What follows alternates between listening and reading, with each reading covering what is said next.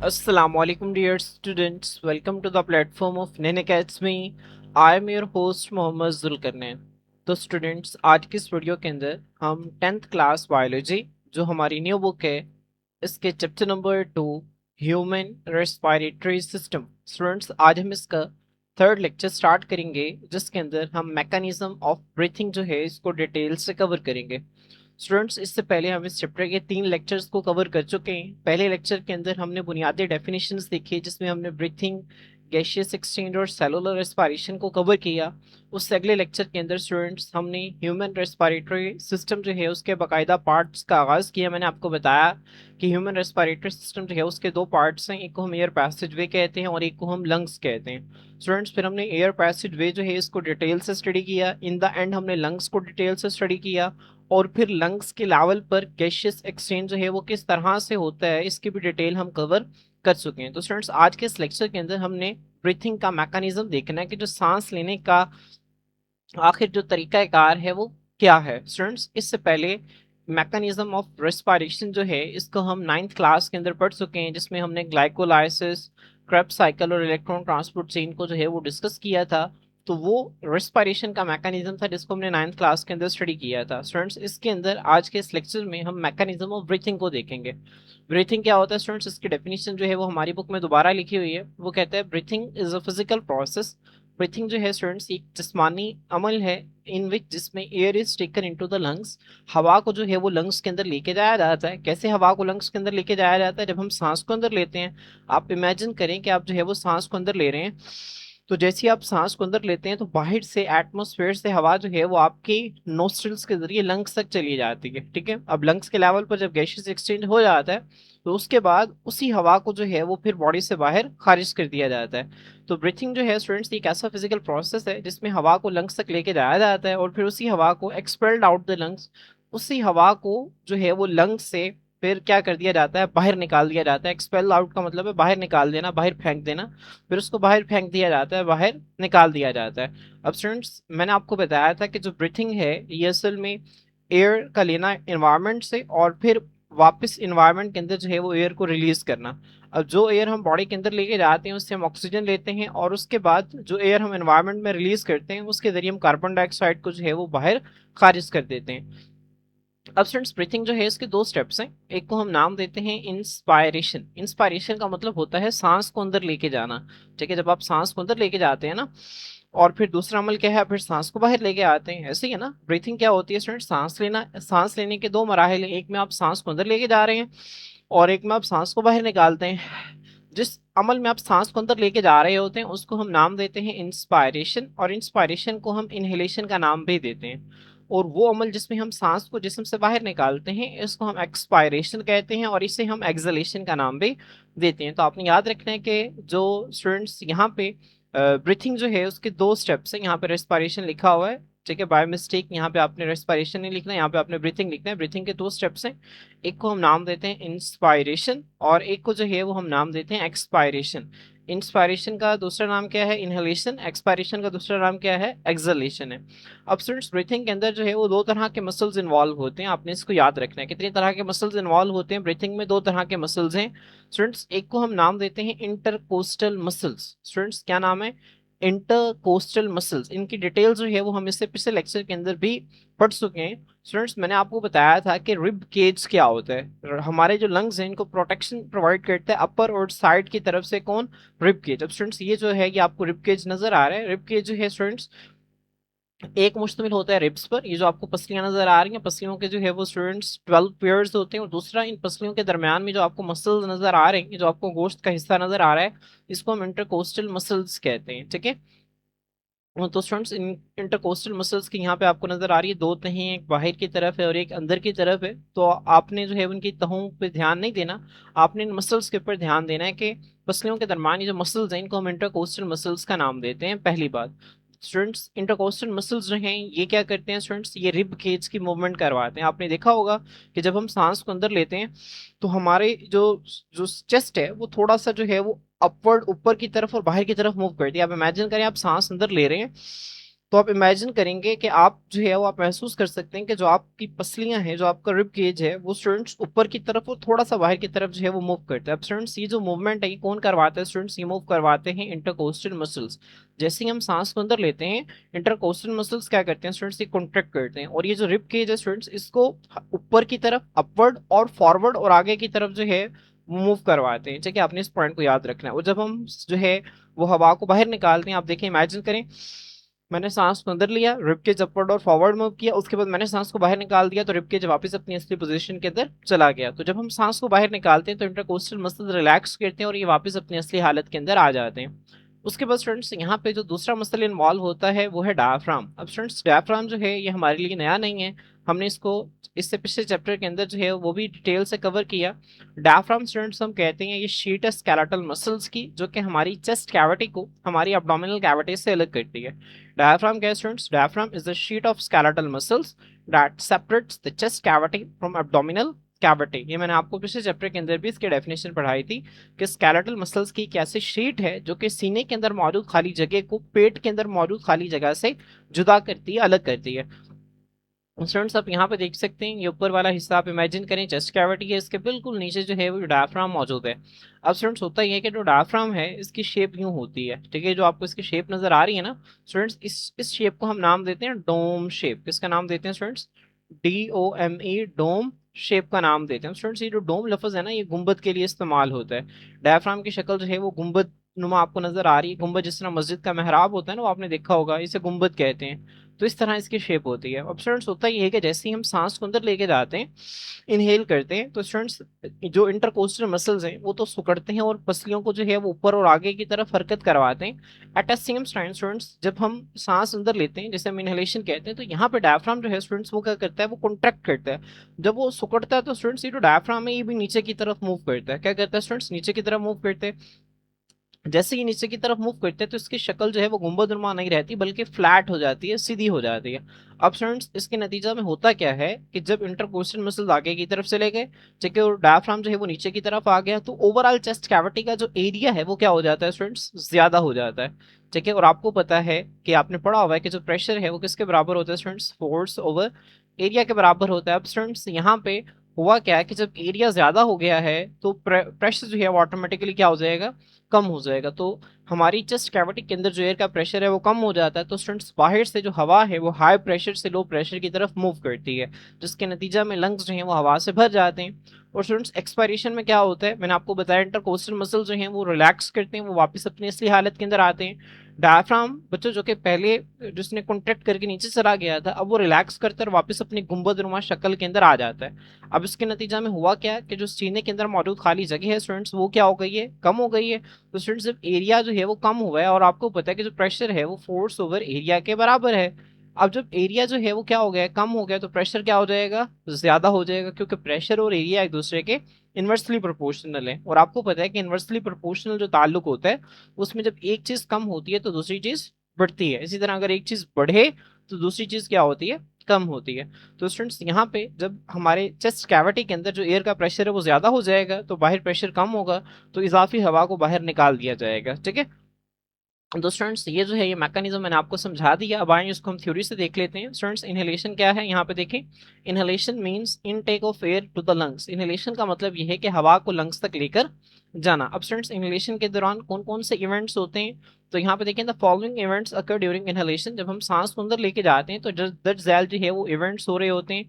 That gel जो है वो चीजें रूनुमा हो रही होती हैं। सबसे पहले इंटरकोस्टल मसल्स का क्या रोल है? मैंने आपको बताया था ना कि दो मसल्स हैं, एक इंटरकोस्टल मसल्स और एक है डायफ्राम। ये दोनों जो है वो अपना रोल प्ले करते हैं। तो स्टूडेंट्स यहाँ पे देखें, द इंटरकोस्टल मसल्स। अब इंटरकोस्टल मसल्स क्या हैं? उन्होंने लिखा हुआ है कि muscles located between the ribs. ये मैं आपको पहले ही बता चुका हूँ। पसलियों के दरमियान जो मसल्स होते हैं उनको हम इंटरकोस्टल मसल्स कहते हैं। वो कॉन्ट्रैक्ट वो करते हैं फॉर द अपवर्ड। अपवर्ड का मतलब होता है स्टूडेंट्स ऊपर की तरफ, एंड आउटवर्ड, आउटवर्ड का मतलब होता है बाहर की तरफ। मूवमेंट ऑफ रिब केज, मतलब जैसे इंटरकोस्टल मसल्स सिकुड़ते हैं तो जो रिब केज है स्टूडेंट्स वो क्या करते हैं? वो अपवर्ड एंड आउटवर्ड, मतलब अपवर्ड ऊपर की तरफ, आउटवर्ड बाहर की तरफ, आउटवर्ड की जगह आप फॉरवर्ड का लफ्ज भी इस्तेमाल कर सकते हैं। फॉरवर्ड का मतलब होता है आगे की तरफ, ठीक है। तो स्टूडेंट्स आउटवर्ड जो है वो आपकी बुक में लिखा हुआ है, इसकी जगह पे आप फॉरवर्ड का लफ्ज भी इस्तेमाल कर सकते हैं जिसका मतलब आगे की तरफ होता है, लेकिन आपकी बुक में आउटवर्ड लिखा है तो आप इसी को जो है वो प्रेफर करें।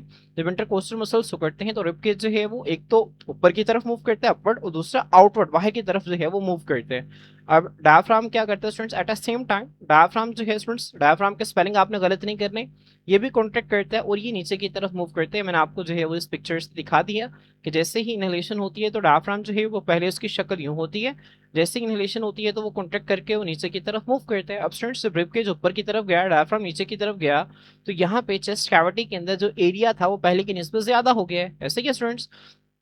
और आपको पता है कि जो प्रेशर है, मैं आपको पहले ही बता चुका हूँ कि प्रेशर जो है वो एरिया के इनवर्सली प्रोपोर्शनल होता है। अब स्टूडेंट्स जब एरिया जो है वो ज्यादा हो जाएगा तो प्रेशर क्या हो जाएगा स्टूडेंट्स, कम हो जाएगा। तो स्टूडेंट्स अब इसके नतीजे में होता क्या है कि जो चेस्ट कैविटी के अंदर एयर का प्रेशर है वो कम हो जाता है। अब स्टूडेंट्स जैसे ही चेस्ट कैविटी के अंदर एयर का प्रेशर कम होता है, बाहर हवा में तो प्रेशर ज्यादा है ना एयर का, तो उससे बर्दाश्त नहीं होता कि अंदर प्रेशर कम है और बाहर हवा में ज्यादा है, तो फौरन से हवा हमारे इन नोस्ट्रल्स के जरिए जो है वो रश करती है, मूव करती है, भागती है। क्यों भागती है? ताकि लंग्स के अंदर मौजूद हवा के प्रेशर को जो है वो बराबर कर सके, ठीक है। तो स्टूडेंट्स यहाँ पे देखेंगे ये लिखा हुआ है, वो कहते हैं दीज टू कॉन्ट्रैक्शंस, कौन सी दो कॉन्ट्रैक्शंस, एक डायफ्राम की कॉन्ट्रैक्शन और दूसरी इंटरकोस्टल मसल्स की कॉन्ट्रैक्शन, ये चेस्ट के वॉल्यूम को जो है वो क्या कर देती हैं, ज्यादा कर देती हैं, ठीक है। तो स्टूडेंट्स आपको पता है वॉल्यूम ज्यादा होने से क्या मुराद है, जो मैंने आपको बताया असल में एरिया ज्यादा हो जाता है, तो यहाँ पे उसके लिए उसने लफ्ज वॉल्यूम लिखा हुआ है, ठीक है। एरिया और वॉल्यूम में क्या फर्क होता है स्टूडेंट्स, एरिया जो है वो हम लंबाई जरबे चौड़ाई को कहते हैं, जबकि वॉल्यूम क्या होता है, लंबाई जरबे चौड़ाई जरबे मोटाई, ठीक है। तो आपने इसको याद रखना है। तो आप एरिया भी कह सकते हैं समझाने के लिए, आप वॉल्यूम का लफ्ज भी इस्तेमाल कर सकते हैं। तो इन दोनों कॉन्ट्रैक्शंस के नतीजा में जो सीने के अंदर खाली जगह है वो ज्यादा हो जाती है। अब इस खाली जगह के ज्यादा होने के नतीजे में क्या होता है, जो प्रेशर है चेस्ट के अंदर वो क्या हो जाता है, वो कम हो जाता है।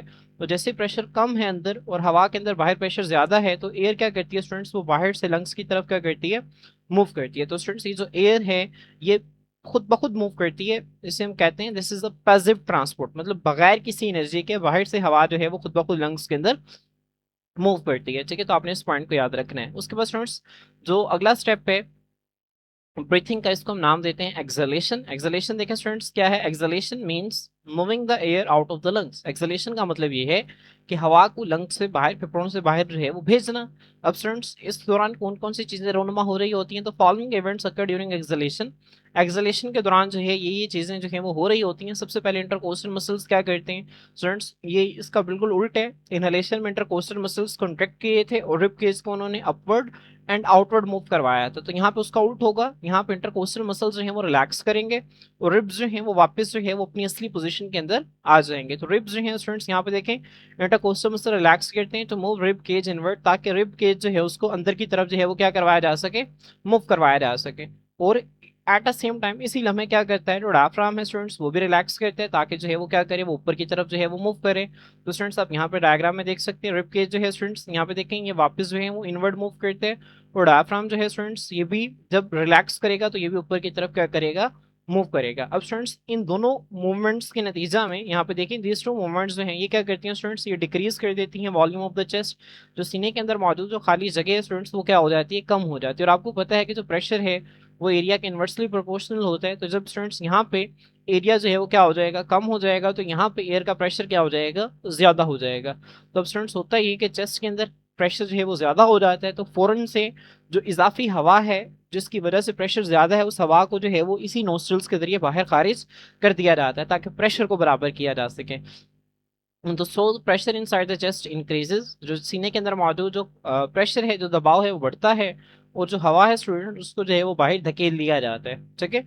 तो स्टूडेंट्स होपफुली आपको जो है वो इनहेलेशन और एक्सहेलेशन दोनों की जो है वो बेसिक अंडरस्टैंडिंग जो है वो हो गई होगी।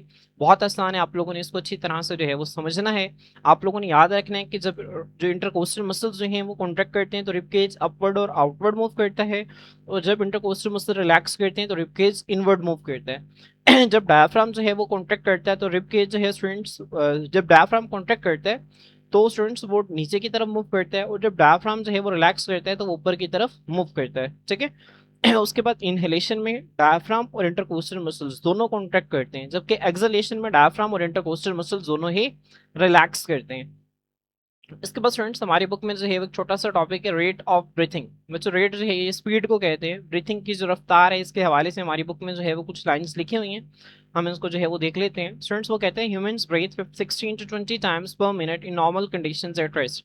स्टूडेंट रेस्ट की हालत में जब आप बिल्कुल जो है वो किसी किस्म की कोई एक्टिविटी नहीं कर रहे होते, आप बिल्कुल आराम की हालत में, तो इस वक्त जो है वो आप तकरीबन 1 मिनट में 16 से 20 मरतबा जो है वो सांस ले रहे होते हैं। ठीक है, तो स्टूडेंट्स ये आपने एमसीक्यू के तौर पे याद रखना है कि जब बिल्कुल रेस्ट की कंडीशन होती है तो ब्रीथिंग रेट कितना है, सांस लेने की रफ्तार कितनी होती है, 16 to 20 टाइम्स पर मिनट। ठीक है, तो स्टूडेंट्स ये जो है ये आपके रिलैक्स्ड कंडीशन के अंदर ब्रीथिंग रेट है। अब जब स्टूडेंट्स आप क्या करते हैं, आप एक्सरसाइज करते हैं, वर्जिश करते हैं, हार्ड जब या कोई सख्त काम करते हैं, तो आप महसूस करते हैं कि आपको सांस चढ़ गया है, आप जो है वो तेजी तेजी से सांस लेने लगते हैं। अब स्टूडेंट्स इसकी वजह क्या होती है, जैसे ही आप जो है वो आप वर्जिश करना शुरू करते हैं, कोई सख्त काम करते हैं, आपके मसल्स जो है, जाहिर सी बात है आपके मसल्स के ऊपर दबाव आता है, आपके मसल्स को काम करने के लिए ज़्यादा एनर्जी चाहिए होती है, और एनर्जी आपको पता है कि कहाँ से आती है, सेलुलर रेस्पिरेशन से आती है, जिसमें ग्लूकोज को ऑक्सीजन की मौजूदगी में तोड़ा जाता है, इससे कार्बन डाइऑक्साइड बनता है, वाटर बनता है और एटीपी बनती है। अब इस एटीपी को जो है वो हमारी बॉडी ने इस्तेमाल करना है।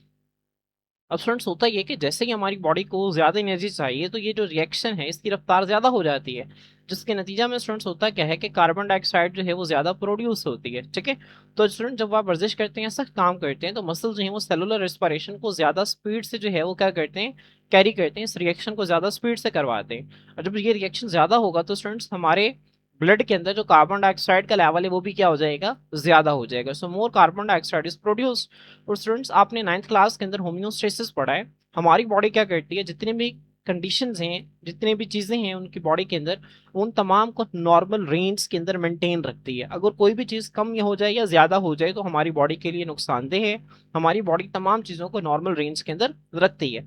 अब स्टूडेंट्स जैसे ही कार्बन डाइऑक्साइड का जो लेवल है वो नॉर्मल से ज्यादा होता है तो फौरन से इसको डिटेक्ट कर लिया जाता है हमारे ब्रेन के जरिए। हमारे ब्रेन का एक छोटा सा हिस्सा होता है, इसको हम आगे पढ़ेंगे स्टूडेंट्स, इसे हम मेडुला ओब्लोंगेटा का नाम देते हैं। ठीक है, अब इसकी डिटेल जो है वो भी आपको नहीं पता, लेकिन जब आगे हम ब्रेन को डिस्कस करेंगे तो वहां पे मैं आपको बताऊंगा। तो स्टूडेंट्स हमारे ब्रेन के अंदर एक छोटा सा हिस्सा है जिसको हम नाम देते हैं कि रेस्पिरेटरी सेंटर ऑफ ब्रेन, और उसका नाम है मेडुला ओब्लोंगेटा। क्या नाम है स्टूडेंट्स, मेडुला ओब्लोंगेटा। तो स्टूडेंट्स यहाँ पर देखें, respiratory centre in the brain, brain के अंदर एक छोटा सा हिस्सा होता है जो कि हमारी सांस लेने की रफ्तार को कंट्रोल करता है, जिसका नाम मेडुला ऑब्लोंगेटा है। इसको अभी आपको समझाने के लिए रेस्पिरेटरी सेंटर कहा जा रहा है, मतलब ब्रेन का वो हिस्सा जो कि रेस्पिरेशन को, सांस लेने की रफ्तार को कंट्रोल करता है।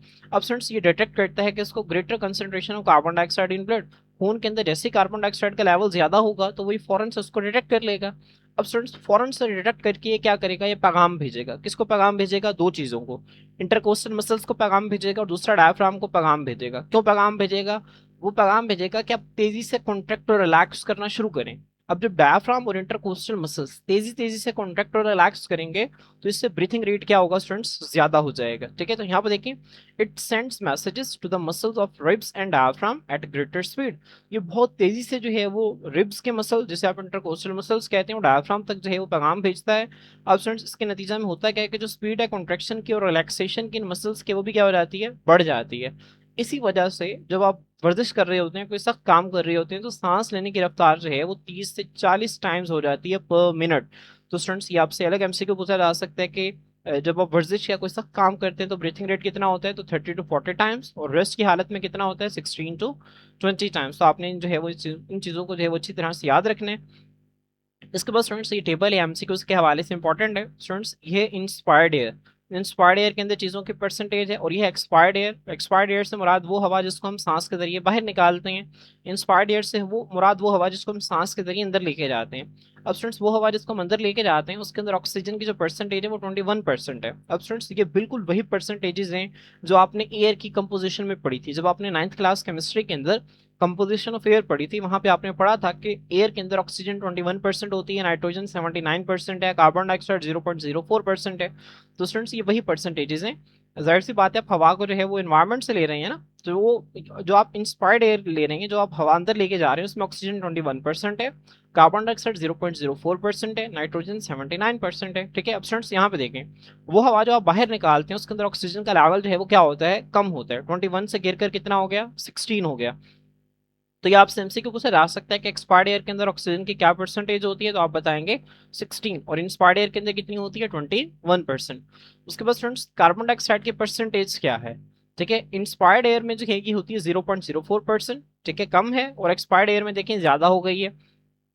अब स्टूडेंट्स ये दो जो परसेंटेजेस का डिफरेंस है आपको ये बात जाहिर करता है कि जब आप सांस को अंदर लेके जाते हैं, ठीक है, हवा को सांस के जरिए अंदर लेके जाते हैं, तो नाइट्रोजन भी, ऑक्सीजन भी, कार्बन डाइऑक्साइड भी, सारी गैसेस जो है वो आपकी एल्वलाई के अंदर जाती हैं।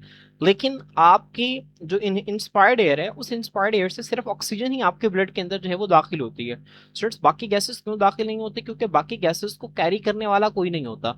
ऑक्सीजन को ले जाने के लिए रेड ब्लड सेल्स होते हैं, और उन रेड ब्लड सेल्स के अंदर हीमोग्लोबिन होती है जो कि ऑक्सीजन को लेके जाने की सलाहियत रखती है।